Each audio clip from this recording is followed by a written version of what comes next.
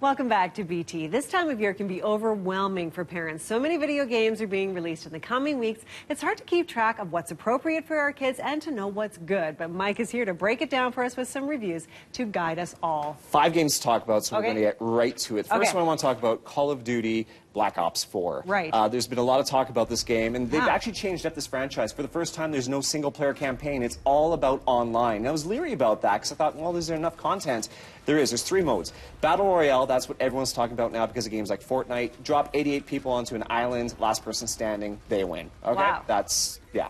You can play solo or team up with friends. There's also a multiplayer mode where you take on missions with set tasks, and you can also team up with friends. There's also kind of a neat zombie mode where you're dropped into the replica of the Titanic or Roman Colosseum. You have to fight wave after wave with friends. I want to point out, yes, it's online, so you got to be careful about that, but there is an option to turn off the gore, the blood, and all that. Oh, so that's it actually good. makes this a little bit more family-friendly. Okay. Moving on, Lego DC Supervillains. I like this because Lego's been a long franchise for video games, but for the first time you get to play as the bad guys. The Justice League mysteriously disappears when a new group of baddies known as the Justice Syndicate arrives on the scene, so it's bad guys versus bad guys. The cool thing is you get to create your own supervillain. And it's extremely detailed. You can choose your outfit, your superpowers, and things like that. This is open world. The levels are really intricate, which means you can actually swap between 10 different characters just to get through a level because they all have their own superpowers.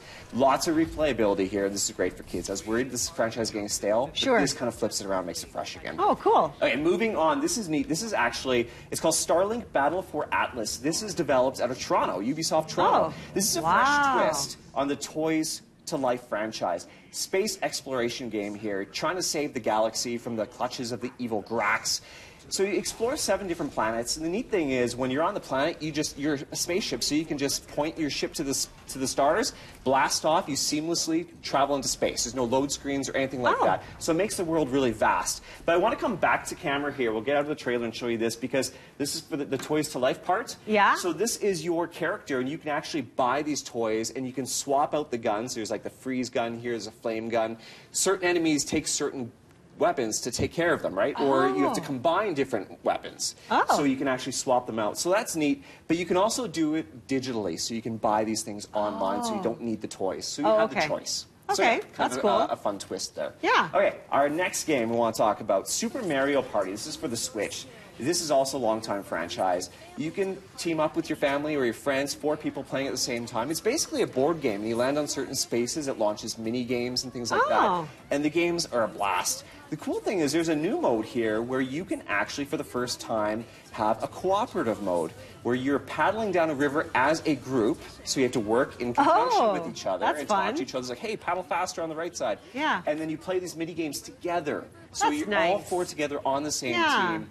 This game is a blast. 80 mini-games, and I will say, we played with our family this week. Ava, who was 7, laughed her butt off the entire time. This game is amazing for families. I love that. Amazing for families.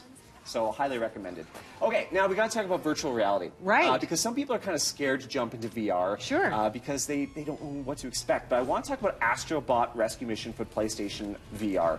This is so cute. You're a little robot here, an Astrobot, and basically an alien attacks your spaceship, destroys it, all your little robot friends disappear into space, and you've got to travel planet to planet trying to find them. So you put on the VR headset, and you get completely immersed in this game trying to find the little robots. So I wanted to set Michelle up because she's not had a good experience with VR in the past, so we set her up. So she's actually playing right now, just off camera, on camera here.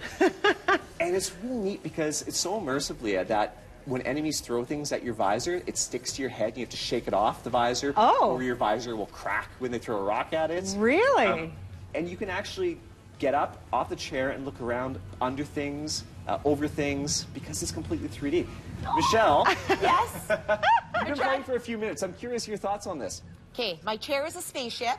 This is so fun. I'm not a big video game person, but you get to walk around. I mean, you're like the bushes come at you.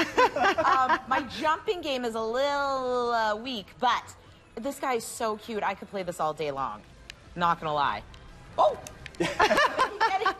They surprise you.